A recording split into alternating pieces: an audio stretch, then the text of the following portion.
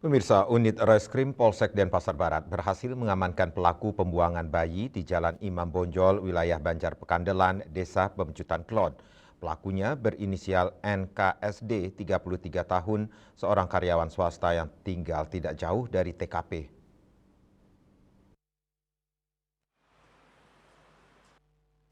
Kapolsek Denpasar Barat Kompol Niwayan Adnyani Prabawati mengatakan aksi pelaku tersebut terekam CCTV di seputaran penemuan bayi.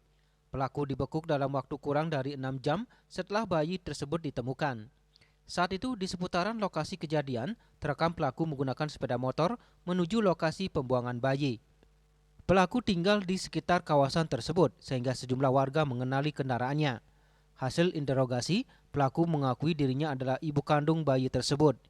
Ia melahirkan seorang diri di kamarnya dan memotong sendiri tali pusar buah hatinya untuk menggunakan gunting. Selanjutnya pelaku membawa bayi yang baru dilahirkannya itu ke TKP dan meninggalkannya.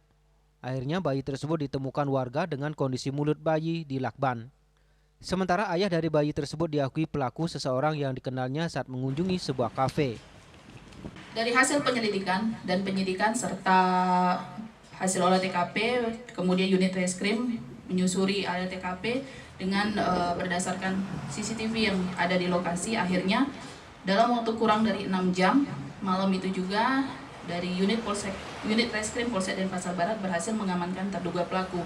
Dan dari hasil interogasi, hasil pemeriksaan keterangan saksi-saksi, maka kita sudah dapat menentukan tersangka daripada kasus ini yang mana merupakan ibu dari bayi tersebut. Adapun identitas tersangka adalah dengan inisial NKSD, umur 33 tahun, pekerjaan karyawan swasta, alamat Denpasar Barat.